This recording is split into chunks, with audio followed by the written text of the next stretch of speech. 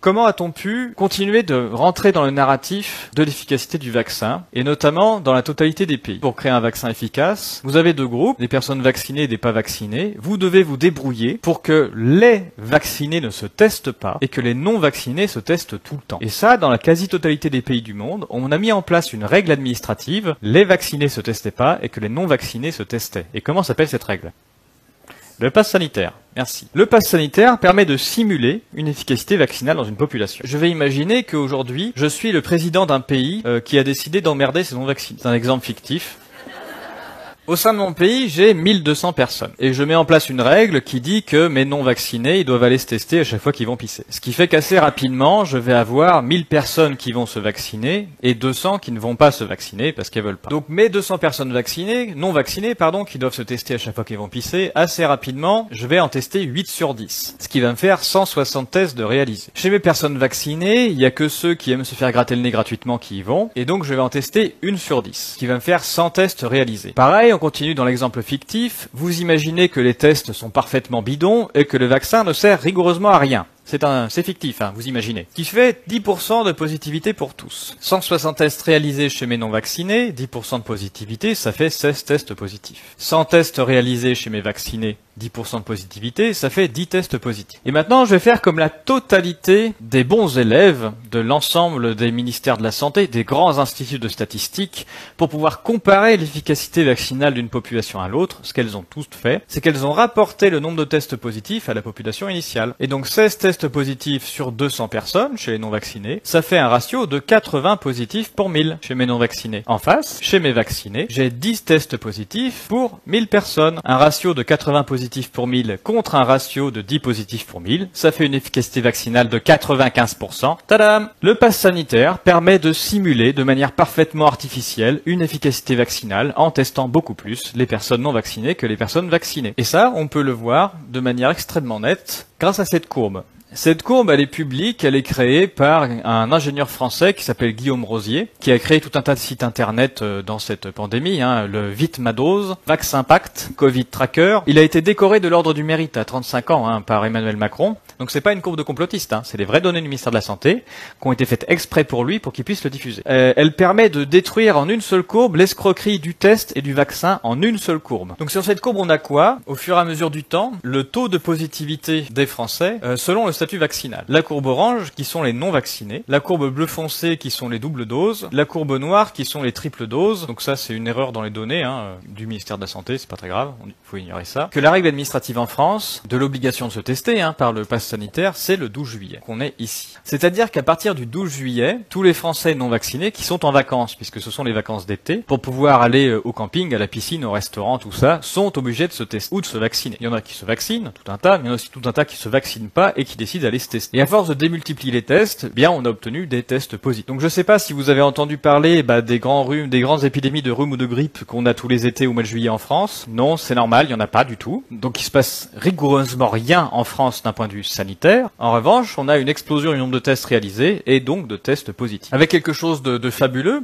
c'est-à-dire que on se retrouve avec une palanquée de Français en vacances qui sont en parfaite santé, ils n'ont pas de symptômes et ils sont déclarés atteints d'une maladie mortelle sans symptômes. Et donc ils doivent s'isoler parce qu'ils pourraient transmettre leur non-maladie aux autres. C'est-à-dire qu'actuellement j'ai pas de symptômes et je suis en train probablement de vous le transmettre à tous. Et il se passe aussi quelque chose administrativement, tous ces Français atteints de la non-maladie, au bout de 15 jours sont considérés guéris. C'est-à-dire qu'avant ils étaient pas malades, mais 15 jours après ils vont quand même beaucoup mieux. Ça Mais ils sont pas que considérés guéris, ils sont considérés aussi immunisés. Donc là, faut imaginer les scènes fabuleuses au travail, le type qui appelle ses collègues, on est en plein mois de juillet, allô les gars, je suis désolé, non là je peux pas venir, faut que je me confine, j'ai le Covid. Ah et ça va? Ben non, ça va pas du tout, parce que là j'ai le Covid le plus vicieux, j'ai le Covid asymptomatique. Mais maintenant que t'en parles, nous aussi on n'a pas de symptômes. Ah bah merde, ça se trouve je vais les refiler, allez vite vous faire tester. Mais c'était la règle administrative, c'est-à-dire que chaque personne sans symptômes avec un test positif, il avait contaminé ses voisins, sans symptômes aussi évidemment, puisque c'était la même chose, et du coup ils devaient tous se faire tester. Ce qui veut dire que même quand on étudie les statistiques, on va découvrir un principe de propagation à cause de la règle administrative. C'est pas un virus qui se propage, hein. C'est la règle administrative qui crée la propagation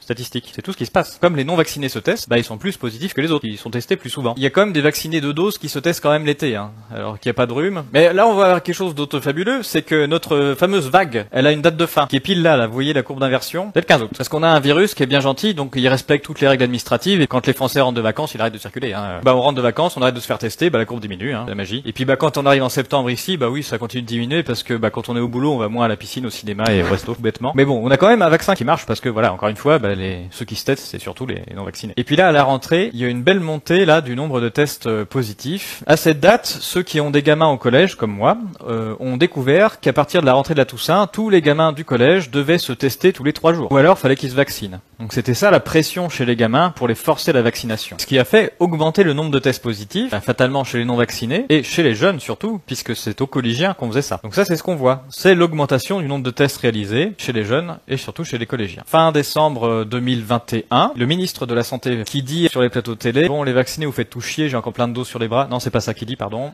Il dit, la science m'a dit que le vaccin Pfizer perdait en efficacité au bout de 6 mois. Et donc, toutes les personnes ayant reçu 2 doses doivent en recevoir une 3e, sinon ils se feront exclure de la société, comme les non-vaccinés. Donc les personnes qui avaient reçu 2 doses en France, il y en a tout un tas pour qui ça s'est bien passé. Il y en a aussi tout un tas qui ont eu que ça a cogné un peu fort, et qui finalement n'avaient plus très envie de recevoir une 3e dose sûre et efficace. Ce qui a fait que nos vaccinés de doses en bleu foncé, plutôt que se ruer sur les vaccins sûrs et efficaces, se sont rués sur les tests. Et en plus, c'était gratuit. Et ils se sont tellement rués sur les tests qu'ils sont devenus encore plus positifs que les non-vaccinés. Ce qui fait qu'à cette période, le gouvernement français s'est retrouvé un peu emmerdé, que les non-vaccinés sont moins positifs que les 2 doses. Bon, du coup, la seule réponse à avoir, c'est qu'il faut forcément faire une 3e dose, et ça ira beaucoup mieux. Parce que c'est la 3e dose qui marche. Et donc, moi, à cette époque-là, j'ai écrit au gouvernement français, et j'ai dit, bonjour, monsieur le gouvernement. Moi, j'ai pas de dose. Alors, comment que je fais pour avoir la 3e dose d'abord qui marche avant de faire les 2 autres? Et puis, j'ai pas eu de réponse. Donc ça, tous les 3 doses qu'elle allait se tester tous les jours, là, je dis très souvent que l'escroquerie Covid-19 a duré 2 ans. Au jour près quasiment, en France en tout cas, puisque l'escroquerie a été mise en place avec la nouvelle codification Covid-19 qui est arrivée partout, à l'hôpital, dans les EHPAD, qui fait qu'on a commencé à compter du Covid-19. Covid-19, on a vu ce que c'est. Il n'y a aucun symptôme Covid-19 de manière officielle pour compter. C'est n'importe quoi. Tout, fièvre, même diarrhée. J'ai des gens qui me disent j'ai le Covid-19 intestinal. Ouais, super. N'importe quel symptôme, ça peut être du Covid-19. Donc on a tout compté en Covid-19 à partir de mars 2020. Et c'est là qu'on a les statistiques Covid-19. Bon, après, même asymptomatique, c'était quand même Covid-19, ce qui est assez fort. Et l'escroquerie s'est arrêtée en mars 2022. C'est-à-dire, vu ça faisait 2 ans que je bossais les statistiques, mars 2022 arrive, et moi j'ai annoncé à tout le monde, c'est bon, c'est terminé. L'escroquerie va terminer, ça va redescendre, et on en est débarrassé, il va falloir tenir un peu, mais c'est... Parce qu'en mars 2022, c'est la fin du pass sanitaire. La fin du pass sanitaire termine l'escroquerie qu'il y a, qui a permis de simuler l'efficacité vaccinale. À partir de mars 2020, les non-vaccinés se testent plus, et donc ils deviennent les moins positifs du tas. Plus positifs qu'eux, ce sont les vaccinés 2 doses. Oui, parce que pour eux, le test c'est encore gratuit, donc vous êtes ici au mois de mars-avril, il fait plutôt beau en 2022. Pour un petit test dans le nez, vous avez quand même une semaine de congé, tout frais payé, hein. Sans symptômes. C'est quand même la seule maladie sans symptômes sur laquelle on a 1 semaine d'arrêt maladie, tout payé, 100 jours de carence. Salut les copains, ouais, j'ai encore le Covid, là, là, je suis à l'article de la mort, je suis en train de faire mon jardin, je porte mes patates pour l'année prochaine. Oui, c'est ça, on faisait son jardin. Et les plus positifs du tas, ce sont devenus les 3 doses. C'est-à-dire que ce sont quand même les plus vaccinés qui pensent le moins que ça marche, hein. Et dans l'ordre, on a un ordre parfait qui correspond à un mécanisme psychosocial qui s'appelle la trouille. Plus on a la trouille, plus on se vaccine et plus on se teste, et ça marche parfaitement. Donc c'est tout ce qui se passe depuis le début. Il y a une règle administrative mise en place pour forcer les non-vaccinés à se tester et les vaccinés se testent pas, qui permet de simuler une efficacité vaccinale.